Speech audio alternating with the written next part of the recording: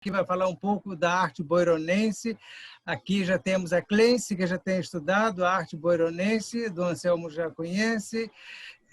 Os boironenses pertencem à congregação de Boiron, na Baviera, na Alemanha, e chegaram ao Brasil em 1895 para restaurar os mosteiros beneditinos da congregação brasileira, que haviam fechado os noviciados no ano de 1855 por ordem do Império. Gabriela, boas-vindas. Agora que eu estou vendo a Gabriela, Diana, boas-vindas a todos. Então, Dom Anselmo, com a palavra. Obrigado, Dom Mauro.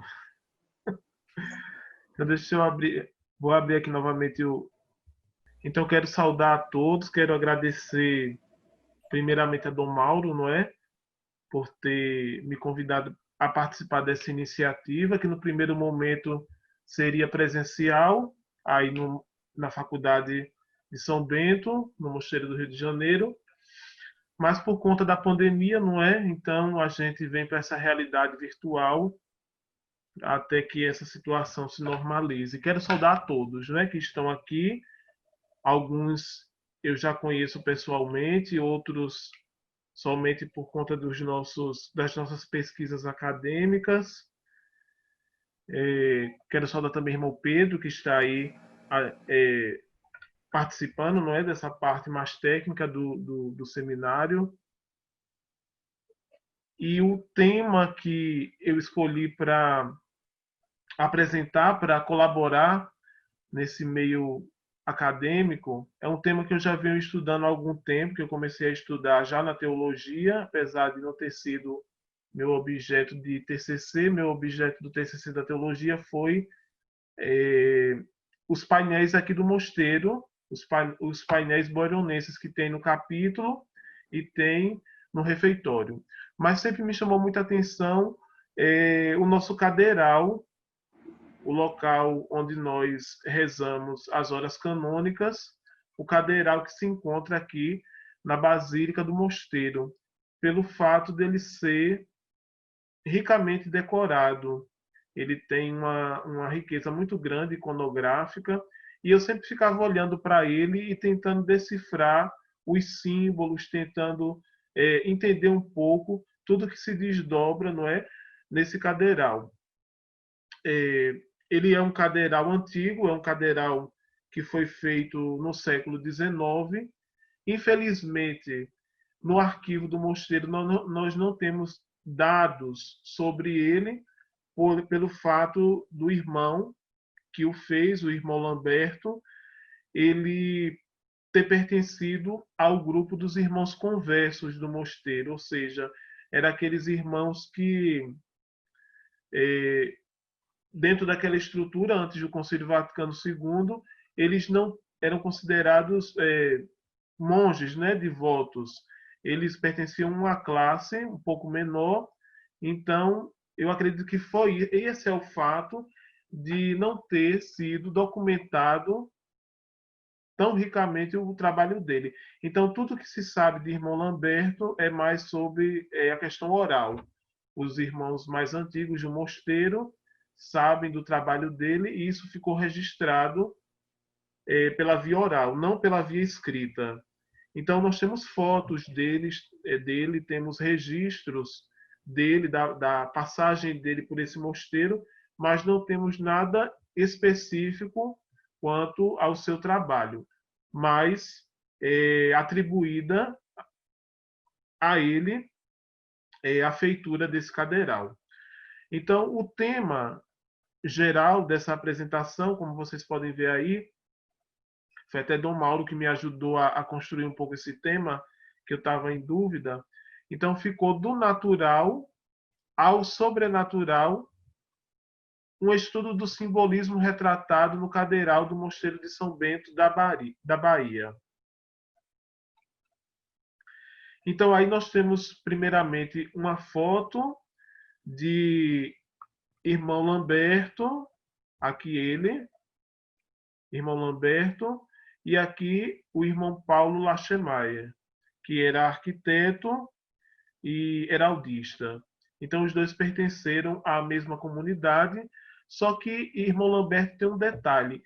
Ele pertenceu primeiramente ao mosteiro de Santa Cruz de Quixadá, no Ceará, que hoje não é mais mosteiro, não existe mais comunidade monástica lá, porque a sua comunidade, ele juntamente com a comunidade dele, veio para esse mosteiro de São Bento da Bahia no século XIX, e eles se fundiram com a comunidade que já existia aqui. Deixam aquele mosteiro e vêm para o mosteiro de São Bento em Salvador.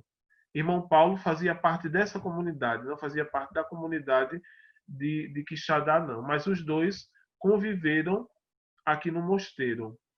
Então, ele fazia parte desse grupo, como eu disse, dos irmãos conversos. O irmão Paulo também fazia parte desse grupo, apesar de irmão Paulo ter uma formação um pouco mais desenvolvida dentro da área da arquitetura, dentro da área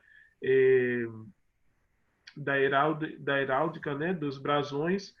Por isso que o acervo de irmão Paulo, o acervo bibliográfico, a obra dele é muito mais extensa. Então, dentro do arquivo nós temos caixas e mais caixas do trabalho de irmão Paulo, que já gerou algumas pesquisas acadêmicas, inclusive. Então, nós temos aí esse pequeno texto. O irmão Jubilar Lamberto Carlos, o nome dele civil, Schmidt, nasceu, não é, em Sheffield, perto de Milenbad, na Alemanha, a 26 de abril de 1885. Este monge ingressou na Ordem de São Bento no Mosteiro de Boiron em 4 de abril de 1910. Vestiu ali o santo hábito, dando entrada no noviciado a 14 de agosto de 1911. E professou em 1º de março de 1914, vindo para o Brasil, fez parte da antiga comunidade de Santa Cruz de Quixadá, no Ceará, deixando o mesmo em 22 de setembro de 1915, com toda a sua comunidade, transferindo sua estabilidade para o Mosteiro de Salvador em 13 de abril de 1921. Foi aquilo que eu já tinha contextualizado com vocês. Então, aí tem uma foto, mais uma foto do irmão Lamberto, aqui do passaporte dele, e aqui, não é, uma outra foto dele já um pouco mais de idade. Chegando aqui no mosteiro, em 1915 a 1917, mais ou menos, o abade da época,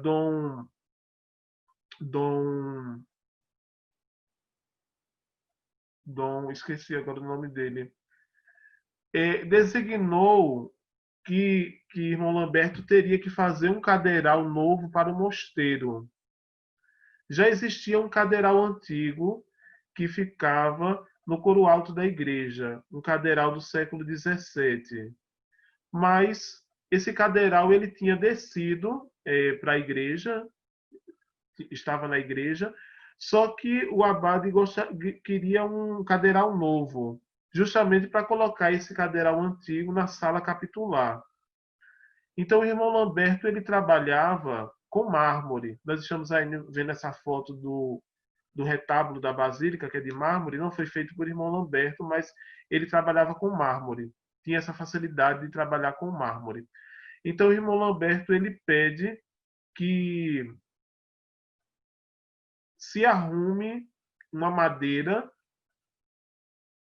jacarandá que ele pudesse começar a entalhar o cadeiral, não é? Então ele fez o cadeiral atual entre 1915 e 1917, né? Acredita-se que foi nesse período que ele fez o cadeiral do mosteiro, para ser colocado dentro da Capela Mor que já existia, desse espaço que vocês estão vendo aqui.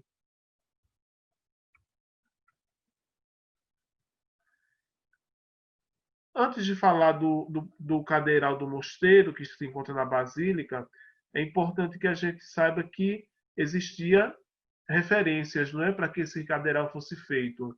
E a principal referência, primeiramente, é Portugal, não é?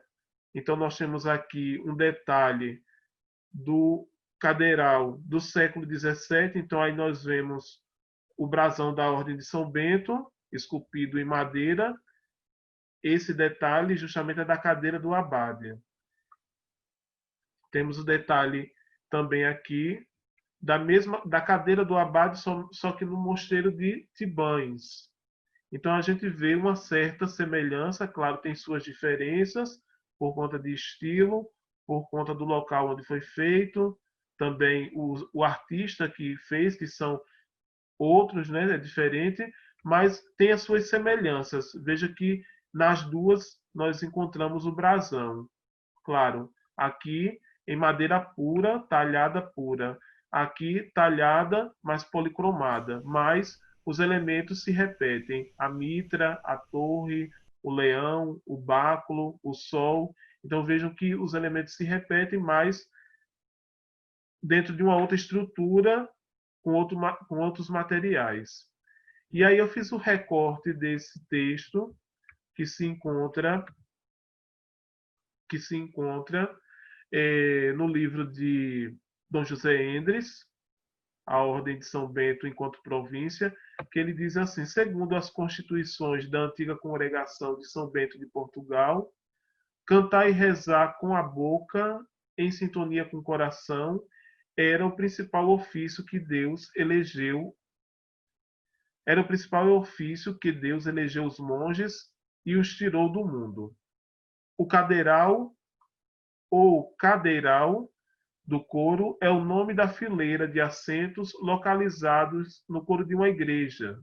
Surgidos na Idade Média, essas peças de mobiliário destinavam-se ao clero de uma catedral ou igreja monástica e podiam ser ricamente ornamentados. Então, nós encontramos cadeirais dentro das igrejas monásticas, mas também encontramos cadeirais dentro das catedrais, porque lá os cônegos, né, se sentavam também para rezar. Então, era algo comum dentro dessa estrutura e surgiu dentro da Idade Média. Claro, ele foi passando por um longo desenvolvimento. Hoje, ricamente ornamentados, como é o caso desses dois que nós estamos vendo aí, mas também tinham cadeirais bem simples. Não é? Na internet se encontra cadeirais muito simples, sem nenhum adorno, sem nenhuma decoração, apenas entalhados na madeira. Temos aí mais duas fotos para ilustrar o que nós estamos vendo. Tem mais um detalhe aqui do coro de Tibães, do coro alto de Tibães, e aqui, cadeiral da Catedral de Burgos, na Espanha. Então vejam a diferença, é nítida, não é? Das composições, enquanto um é policromado, o outro é na madeira pura. E aqui nós temos um detalhe, uma foto do detalhe do cadeiral que se encontra na sala capitulada aqui do mosteiro. É um cadeiral do século XVII, como eu já disse. Ele é todo entalhado na madeira, no jacarandá. Só que ele segue uma outra estrutura, ele segue um outro ritmo ornamental que é totalmente diferente do cadeiral que nós vamos ver daqui a pouco. Ele tem toda essa estrutura montada, é uma estrutura que ela pode ser desmontada, caso queira passar por uma limpeza, por um restauro, e ele segue duas estruturas, né? Tem uma estrutura inferior e a estrutura superior, justamente para abrigar o número de monges que vão ocupar os lugares, de acordo com a ordem monástica, para rezar os ofícios. Então, esse cadeiral nós usamos hoje para a oração de completas. Então, a sala capitular ela tem essa função, acolher a última oração do dia, que é a oração de completas. No tocante à estrutura dos mosteiros, alguns tiveram sua estrutura original modificada. A Arquiabadia de São Sebastião, mais conhecida por Mosteiro de São Bento da Bahia, possui no interior de sua basílica um exemplar raro de mobiliário artístico produzido no século XX, que é o cadeiral, que nós vamos ver mais adiante, o nosso cadeiral de estudo, fruto das modificações empreendidas pelos monges alemães.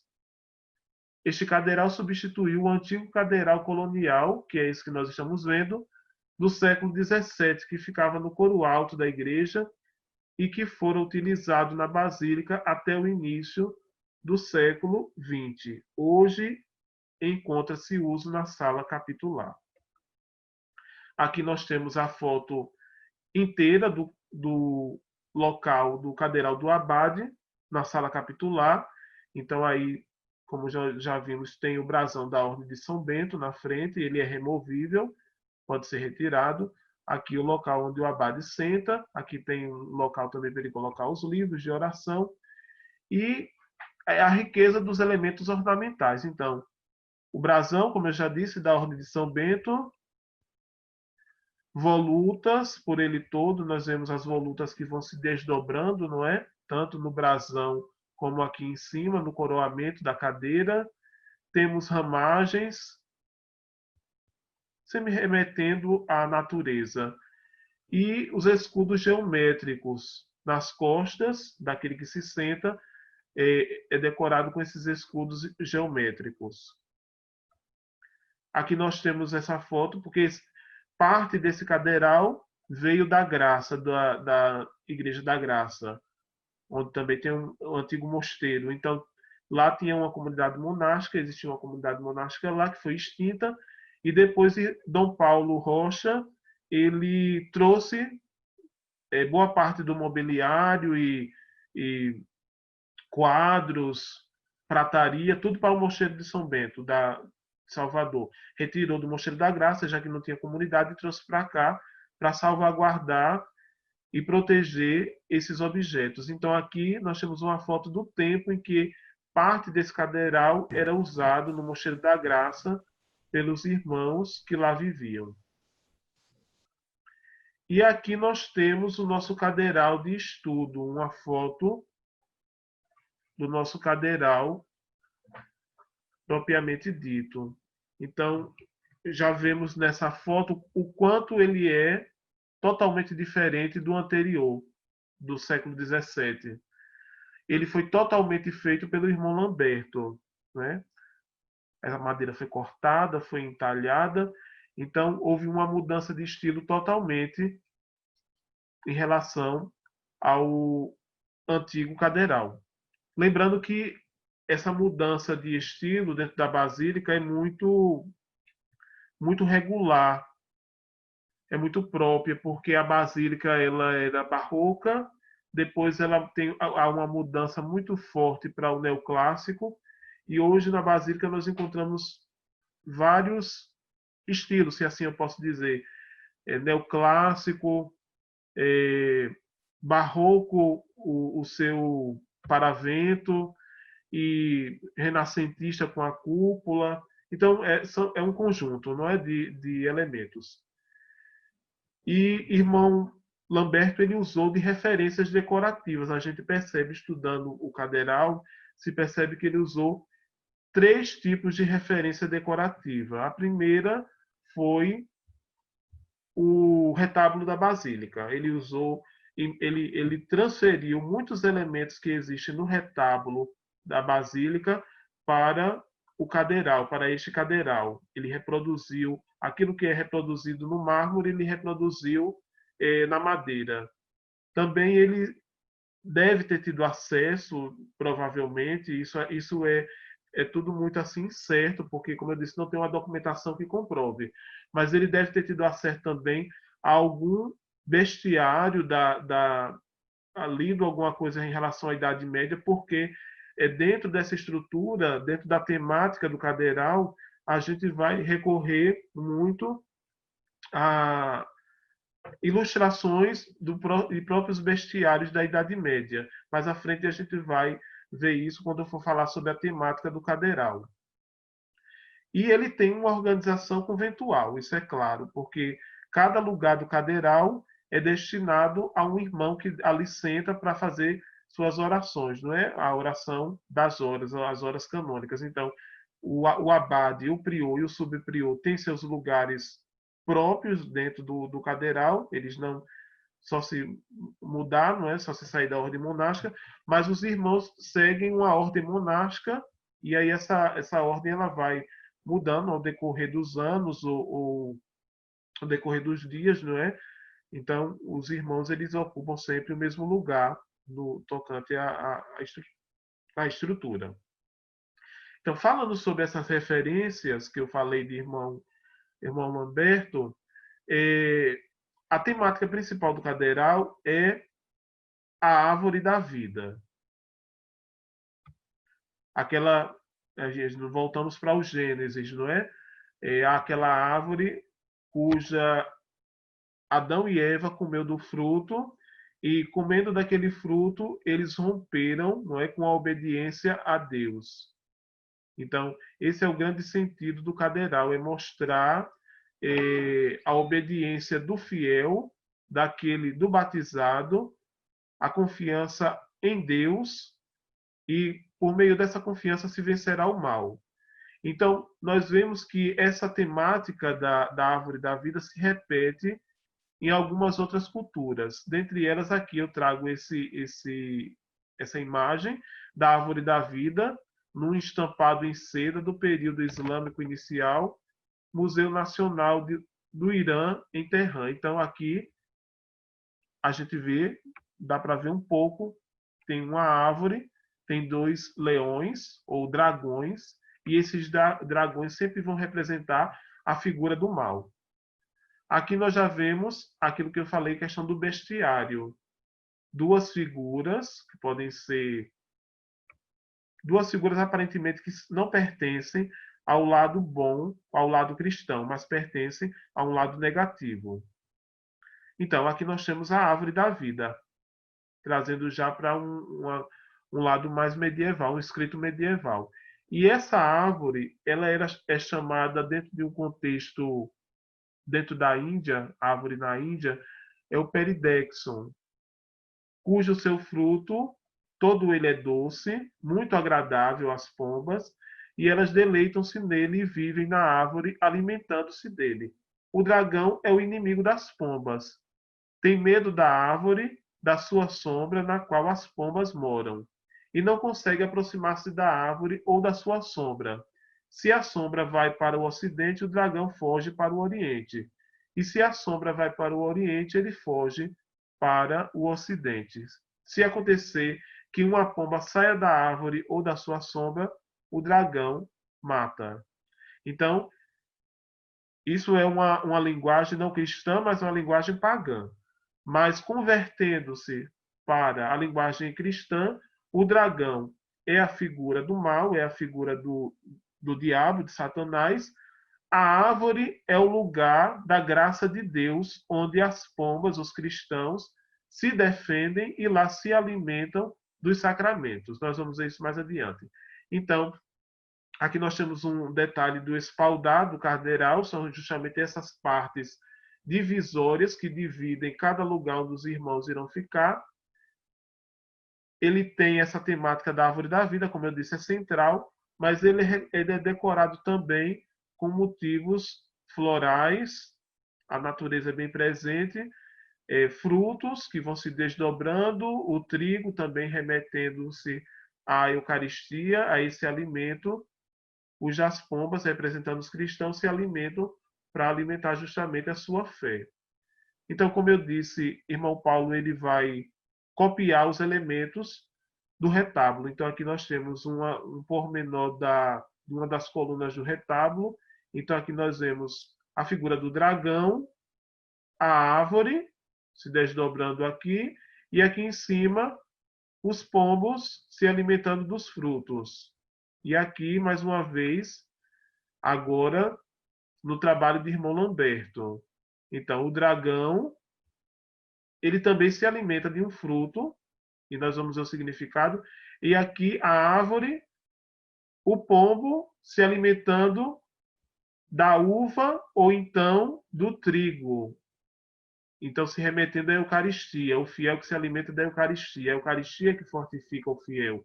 Enquanto o dragão ele vai se alimentar, às vezes, da cereja, às vezes do morango, que são frutos dentro da iconografia que nós ligamos aos pecados capitais. Então, o dragão se alimenta do pecado, enquanto a pomba, o fiel, se alimenta da Eucaristia, representada pela uva, pelos cachos de uva e pelo trigo.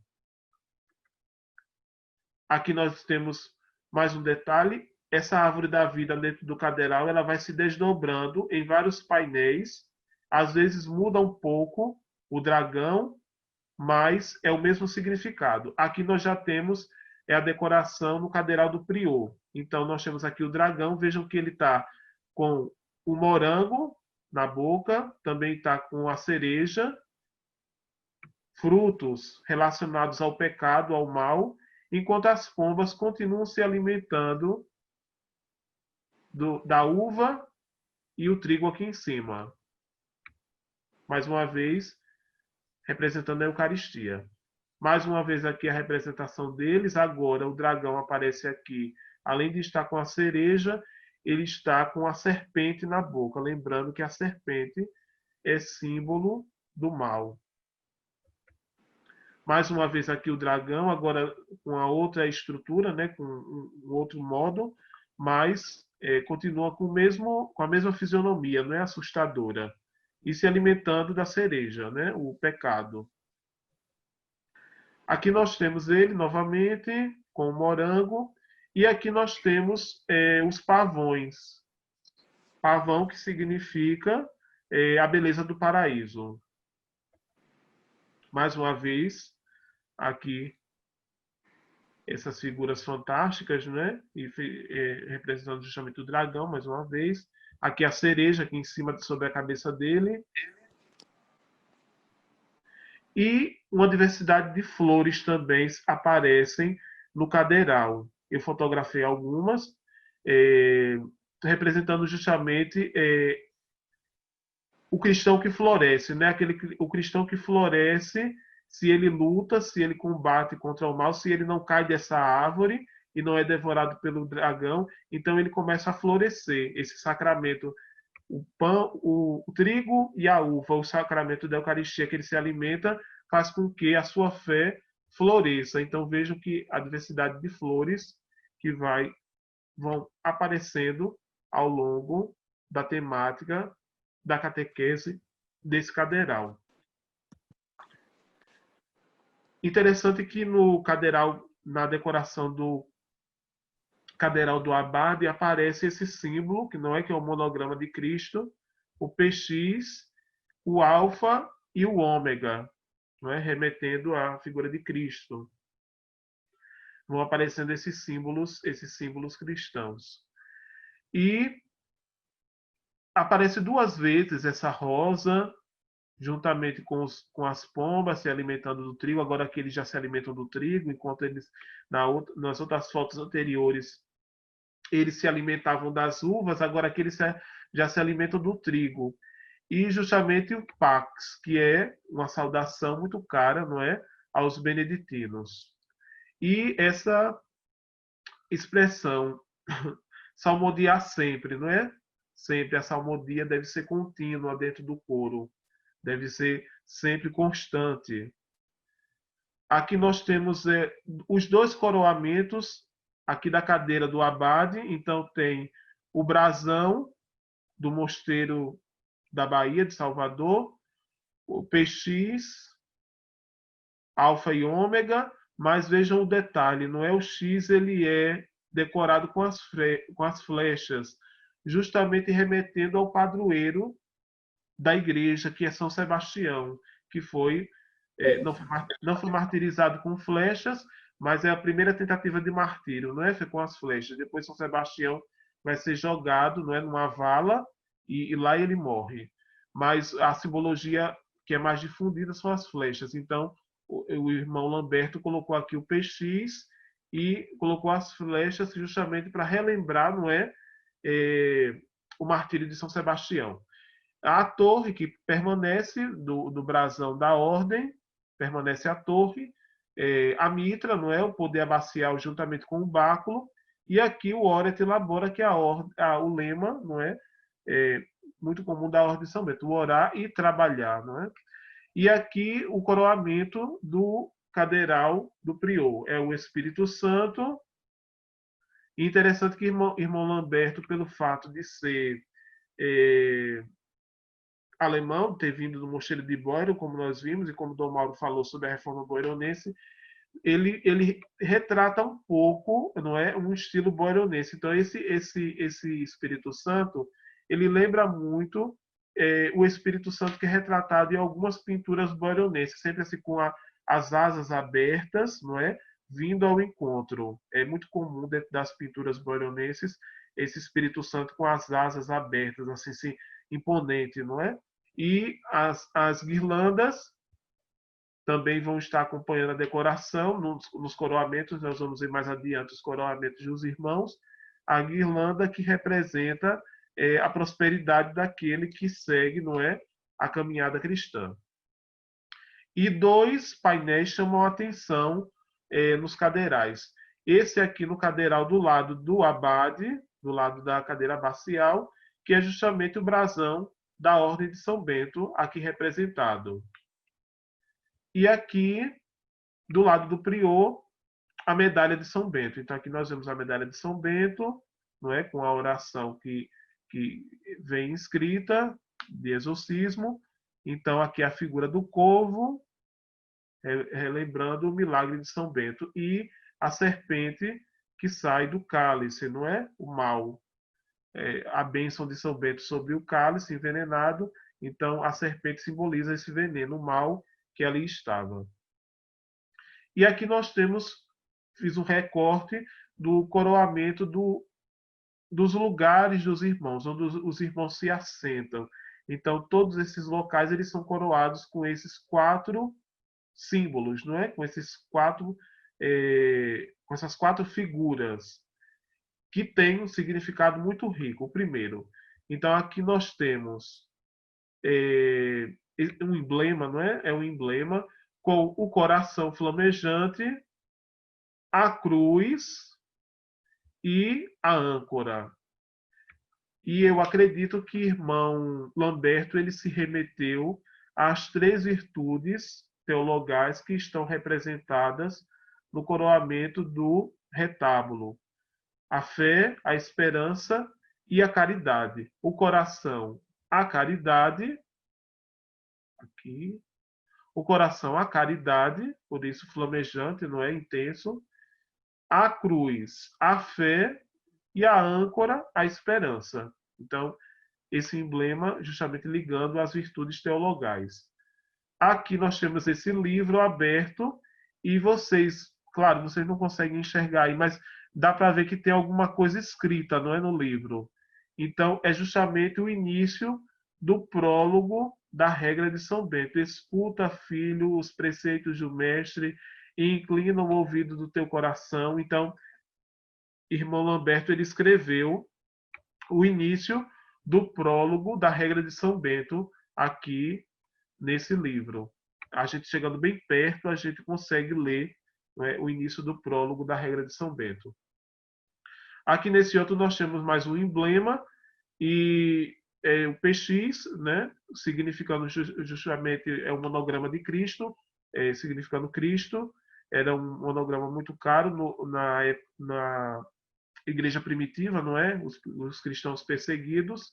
E nas catacumbas a gente encontra muito, né, esse símbolo do PX.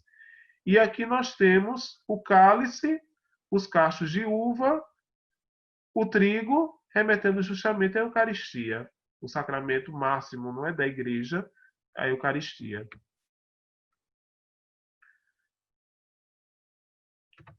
E é isso, finalizo minha apresentação. Espero que todos tenham gostado, todos tenham compreendido. Então, quero agradecer mais uma vez a Dom Mauro por esse momento, agradeço a todos também que estiveram aqui nesse momento, que partilhando conhecimento, e é isso. Muito obrigado. Sim. Eu fiz uma pergunta no chat, não sei se você consegue ver. Sim, pode fazer. Uma vez eu ouvi dizer que os pavões também significavam vaidade. Quando eu pesquisei sobre os pavões, eu vi esse significado, né? A beleza do paraíso, principalmente porque o pavão macho, né? É ele quem abre, não é aquele penacho todo. Então, aquela beleza daquele penacho dele, no dicionário de símbolos, né? Dizia que remetia-se ao paraíso. Mas pode ser a vaidade também, não é? É curioso que ele colocou tanto dragão embaixo da árvore, depois chega e coloca um lindo pavão embaixo da Pode árvore. ser também, é interessante, porque os animais, todos os animais representados no cadeiral, remete-se a figuras do mal, né, ao pecado. Então é interessante essa colocação, porque o pavão ele pode também significar vaidade, justamente para que lembrar os monges, né, essa luta contra a vaidade. Quando o senhor fez no Instagram uma apresentação desse mesmo trabalho, o senhor falou isso, isso ficou na minha cabeça. Eu falei, puxa, Ah, sim, você estava. tava. Naquela live, não foi que eu fiz? Foi. E eu Sim, achei sim. assim, poxa vida, eu não sei onde eu li, ouvi, que também tinha a ver com vaidade. É Como interessante. os ícones que estão ali são referentes ao mal, eu achei assim, já na Anunciação de Nossa Senhora colocam o pavão, aí eu entendo o paraíso, Sim, não sim. entendo a vaidade. Sim, naquela pintura de Frangélico, né? É, Tem um pavão andando assim. É verdade. Dom Mauro está sem som. No Mauro tá sem som, o seu microfone. O seu. Entra e sai de novo, que às Então, vezes eu não sei se o senhor. Posso perguntar? Pode, fica à vontade. Eu não sei se o senhor percebeu, né? Mas claro, deve ter percebido, que os dragões é como se o corpo deles, ao mesmo tempo que eles parecem pássaros, ao mesmo tempo o corpo, a cauda deles vai formando a árvore. Isso é só um elemento estético ou tem alguma relação da árvore da vida com esse pecado, sabe, como uma consequência, não sei. Olha, eu acredito que o dragão ele fica sempre ali na base da árvore, não é? Então ele usa de várias artimanhas para poder derrubar, não é? As pombas que representam os fiéis, para devorar os fiéis, né? Então ele deve balançar a árvore, ele deve se enroscar na árvore de algum modo, né? Ele vai usando das artimanhas dele para poder devorar as pombas, né? Sei, entendi.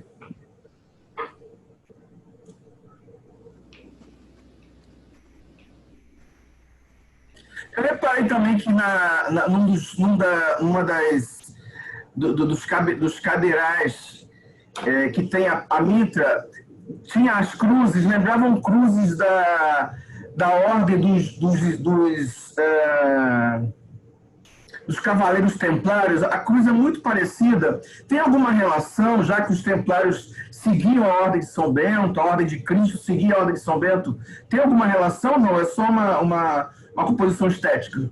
Leandro, eu acredito que irmão Lamberto ele foi fazendo assim é, uma composição estética, porque tem que lembrar sempre que a cruz é muito cara para a Ordem de São Bento, não é? Aí esse sinal da cruz como defesa contra o mal. Então, onde a cruz está, se acredita que o mal não se aproxima. Então, se o coro, se o cadeiral é um local de oração, então a gente acredita que ali a figura do mal não se aproxima, não é? Fica com medo de se aproximar daqueles que estão ali rezando com a palavra de Deus. Agora eles me ouvem. Ah, sim. Dom Mauro, sim. Leandro, esqueça os templários, deixa os templários de lado, deixa os templários lá na Idade Média, é outra história. Agora, estamos falando dos beneditinos, os beneditinos são muito mais antigos que templários, então, Verdade, Dom Mauro. às vezes, ficam querendo caçar chifre na cabeça de cavalo. Então, acho que, primeiro, que são símbolos cristãos. Os símbolos cristãos podem ser usados até por não cristãos. E temos que lembrar também que muitos desses símbolos foram adotados do paganismo. Então, a cultura se entrelaça. Um símbolo, como a Cristina estava abordando a questão do simbolismo do pavão, da vaidade e da beleza do Cristo, a ressurreição de Cristo, é um elemento simbólico, ele nunca pode ser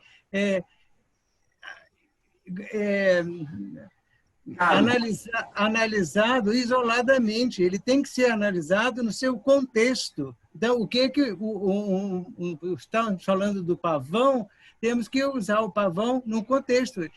Temos que ver se ele está... O problema de ser da vaidade é a beleza dele, a vaidade.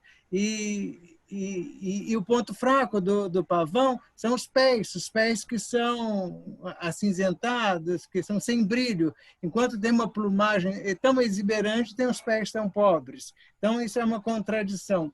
Depois, simboliza a ressurreição de Cristo, o brilho, a vivacidade, representa a vivacidade de Cristo. Quando ele abre a plumagem, simboliza a rosácea, o Cristo que envia os missionários para todos os continentes, para todos os cantos da terra. Então, é uma simbologia que deve ser analisada no seu contexto. Então, uma determinada imagem, salvo engano, do que foi falado agora há pouco, da pintura de Frangélico, está mostrando que é a luz, o pavão como a luz, está em cima do teto. Então, está mostrando a vivacidade, a luz. Então, tem que ver o contexto, a contextualização do pavão. Não só do pavão, mas de qualquer elemento simbólico. Chamar a atenção também, lembrar que o irmão Paulo Larrimaier foi responsável por grande parte da parte artística da Catedral do Rio de Janeiro, né? Os vitrais, representam os 4 continentes, o Cristo que está na sacristia e mais detalhes na sacristia também. Não me lembro agora quais são, mas pelo menos o Cristo. Então, assim, o irmão Paulo Larrimaier estava presente também na arte religiosa, na arte cristã no Rio de Janeiro. Do brasão, eu já não, falei, mas acho que não ouviram, a questão do brasão que o Leandro abordou agora há pouco, que parece, Leandro escreveu uma mensagem falando que o brasão muito semelhante ao que temos no Dietário, no livro de anotações do Rio de Janeiro. Sim, o brasão inicialmente era da Congregação Beneditina de Portugal, que foi extinta em 1834. Por sua vez, a Congregação Beneditina Brasileira foi criada em 1827. Portanto, com a distinção de uma, a Congregação Beneditina do Brasil acabou ficando com o brasão quase que completo, pode-se dizer completo, da antiga congregação. Sabemos que a Congregação Beneditina do Brasil, se fosse criar um brasão próprio, ela teria que ter uma alusão à antiga congregação portuguesa. Então, ela acabou adotando o brasão por inteiro. Uma coisa que Dom Anselmo falou, evitar as suposições. Eu acho que devemos, já tenho falado isso aqui uma vez, suposições que é possível que o Frei Paulo, que irmão Paulo Larrimaier tenha conhecido o bestiário medieval. Sim, faz parte da cultura dele. Lamberto, agora, Paulo. Hein? Lamberto, foi o irmão Lamberto que fez o quadro. Estou com o Larrimaier na cabeça, desculpa, irmão Lamberto, exatamente. Sim, é a formação religiosa dele. Então, eu acho que ele, como artista, sim, faz parte de conhecer essas coisas. Então, evitar dizer, acho que deve ter conhecido. Então, sim, é um pressuposto básico, e não ia tirar isso do nada. Então, essas suposições, às vezes, conduzem ao erro. Então, se sabe, você afirma uma coisa categoricamente. Agora, no mais, o que se supõe uma formação geral, então deixemos de lado. A questão do P e do X, nós, da língua portuguesa, às vezes não compreendemos bem o que é esse P e o X. Na verdade, são duas letras do alfabeto grego, que é o Xi, que é o X, portanto, seria o nosso C, e o Rho, esse P é o Rho, portanto, são as duas iniciais de Cristo. Então, por isso que tem esse monograma. Então, e às vezes no nosso idioma isso não é inteligível.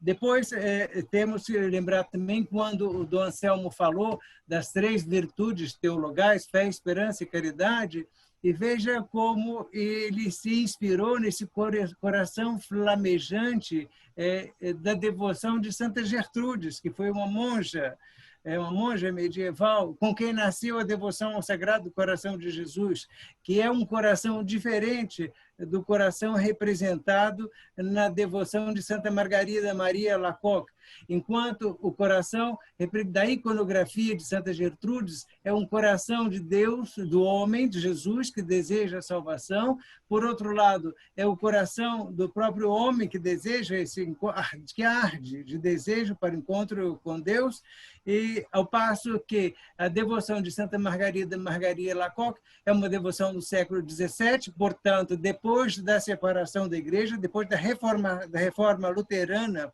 no século XVI, então mostra o coração de Cristo chagado, sangrando e coroado de espinhos. Então, são 2 contextos diferentes. Então, no início do 2º milênio, esse coração bem beneditino, esse coração que deseja esse encontro com Deus, e o coração do próprio Cristo também, que arde pela salvação do homem. E, por outro lado, a segunda metade, início da segunda metade do século XVI, essa ruptura da separação da cristandade, a separação do catolicismo com o luteranismo, então, como Cristo se vê traído. Então, por isso, esse coração sangrado e coroado de espinhos. Então, essa distinção mostrando bem, quero mostrar que é um coração flamejante, que é um coração beneditino, e não um coração já sofredor da segunda metade do 2º milênio. Acho que é isso, e a Clence, que é dedicada ao estudo boironense, também teria alguma consideração? Não, Dom Mauro. Eu provavelmente na apresentação eu retome o Dom Anselmo e fale mais da história de Boiron para chegar em São Gerardo, na igreja. Muito bem. Silveli, algum comentário? Alguém que fez algum comentário? Cláudia Barbosa, não falou nada. Agradeço muito a palestra. Muito obrigada, Dom Anselmo. Toda essa explicação sobre a simbologia, né, os monogramas, emblemas, né, são muito importantes. Então, eu agradeço muito, né, por toda a explanação, excelente explanação. Muito obrigada. Muito obrigada mais uma vez. A Cláudia a Cláudia do Jardim Botânico não está, não vejo o nome dela, parece que ela hoje não está participando. Algum comentário? Leandro, você que gosta dos comentários, mais algum comentário? Não estou criticando, não. É bom o comentário. Eu estou aprendendo. É só uma curiosidade. Você já viu o cadeiral de São Bento do Rio, de São Paulo? Ele mostrou agora da Bahia, tá, alguns de Portugal. E sempre muito madeira, muito trabalhado. Mas hoje em dia, nos tempos atuais, seria quase que impossível fazer um trabalho desse, até porque não tem mais madeira para esse tipo de coisa, né? Ou seria extremamente caro. Hoje em dia se fundam mosteiros, e como é que é feito isso hoje em dia? Se usa os materiais atuais, a pedra, como é que é? Madeira sempre tem, eu acho que artista sempre tem, agora falta às vezes bom gosto de determinados religiosos. Eu posso dar um exemplo recente, que é do Mosteiro de Rosal, no sul de Bogotá, na Colômbia. O irmão Jorge, que é um austríaco, um beneditino, que veio da Áustria e é beneditino no mosteiro de Rosal, então, em Bogotá, Colômbia. E ele fez, agora, no final do século XX, o cadeiral dos dominicanos que estão em Bogotá. Então, é uma obra de arte. É claro que, com linhas retas, é um cadeiral moderno, circular, de forma, como se acompanhando a ábside. Então, como? Madeira. Então, quero mostrar. Aliás, o irmão Jorge não fez só esse. O mosteiro sobrevive como uma das fontes de renda do mosteiro é a produção de móveis religiosos. E um fato muito curioso que na vinda do órgão da Europa para a Colômbia, muitos tubos do órgão se perderam. Então, o irmão Jorge fez os tubos faltantes, completou com tubos de bambu gigante. E depois montou um órgão só de bambu gigante. Então, é uma engenharia fantástica, uma criatividade assim, maravilhosa. Então, é um artista nato. E tenho esses detalhes todos no Facebook, no meu perfil. Podem ver lá. Tá certo. Eu gostaria de fazer um comentário, Dom Mauro e Dom Anselmo, boa tarde, que pensando assim no trabalho desse cadeiral e dessas questões, Dom Mauro, que o senhor estava falando agora há pouco, de que faltam artistas talentosos, eu acho que talvez é essa questão de olhar que as coisas não podem ser feitas sozinhas e ser colocadas lá. Então, esse cadeiral mesmo, a gente tem uma tendência a achar que aquilo que é mais antigo tem mais valor, mas você tem aí no início do século XX uma reconfiguração, uma troca desse cadeiral existente em Salvador, na Bahia, mas com o mesmo olhar, vamos dizer, dos primeiros cadeirais da Idade Média, né? Então, olhar para aquilo que tem, quais os símbolos que têm que ser colocados lá, no diálogo com o retábulo, com as outras imagens. Então, acho que é isso que... Ai, um carro de som, gente. É isso que transforma esse cadeiral numa obra à parte, né? Tão destacada, né? Então, e fiquei, assim... impressionada, porque apesar de saber da importância dos cadeirais, nunca tinha ficado atenta para tantos símbolos, tantas questões presentes. E na hora, logo no início, Dom Anselmo, eu me lembrei do cadeiral do Mosteiro dos Beneditinos, lá de Santiago de Compostela, no Mosteiro de São Martinho Pinário. Nossa, aquele cadeiral, para mim, eu não tinha noção, né, da dimensão de como poderia ser um cadeiral a primeira vez que eu vi aquilo, né? Então, eu acho que são obras à parte dentro dessa estrutura de obras religiosas, obras sacras que a gente tem vindo e que merecem, né? Eu achei muito interessante, muito obrigada por compartilhar essas informações que eu nem fazia ideia de que poderiam estar lá presentes no cadeiral. A Miriam falou do cadeiral de Santiago, de Compostela, agora também tem outro da Espanha, notório, é o Santiago, é o cadeiral de Valladolid, que hoje está no Museu da Escultura em Valladolid, que é um cadeiral fantástico. E voltando para isso lá, medievais, e depois voltando para o século XX, temos também o cadeiral de São Paulo, que é tudo na linha, é mais simples, mas também desse momento da congregação boironense no século XX, a atuação. E o nosso no Rio de Janeiro. São 3 cadeirais boironenses do século XX, mas com estilos diferentes. Então, eu acho que é isso. Agradecemos muito, Dom Anselmo, pela excelente apresentação, a todos os participantes. Então, cumprimentos aqui, cumprimentos a Dom Anselmo, pessoas cumprimentando, a Clência cumprimentando Dom Anselmo, Mosteiro São Bento de São Paulo tem tem um cadeiral interessante, perfeito, intensamente perfeito, isso. Então é isso, muito obrigado e até o nosso próximo encontro. Deixa-me ver quem será, irmão Pedro, quem será no nosso próximo encontro? Está Acho aí. que é a Clency. É a Clency, é claro. Foi uma desculpa, mas foi propositalmente uma sequência dos boironenses. Era beneditinos, começando com uma sequência dos beneditinos, com a Tânia e a Elaine Guzmão, que apresentaram semana passada, agora o Anselmo e depois a Clency. Então, uma sequência beneditina. Muito obrigado. Então, nos vemos na próxima sexta-feira, quando espero estar de volta ao Rio de Janeiro. Obrigado a todos. Tchau, um abraço. Tchau, Dom Anselmo, Dom Mauro. Tchau, gente. Até mais. Irmão Pedro, muito obrigado pelo seu apoio aí. Obrigado, irmão Pedro. Por nada. Beneditinos por essa herança cultural e artística que deixou para nós, para a humanidade, viu? Parabéns. Obrigado. Parabéns, muito obrigada. Parabéns, Dom Mauro, pela iniciativa, viu?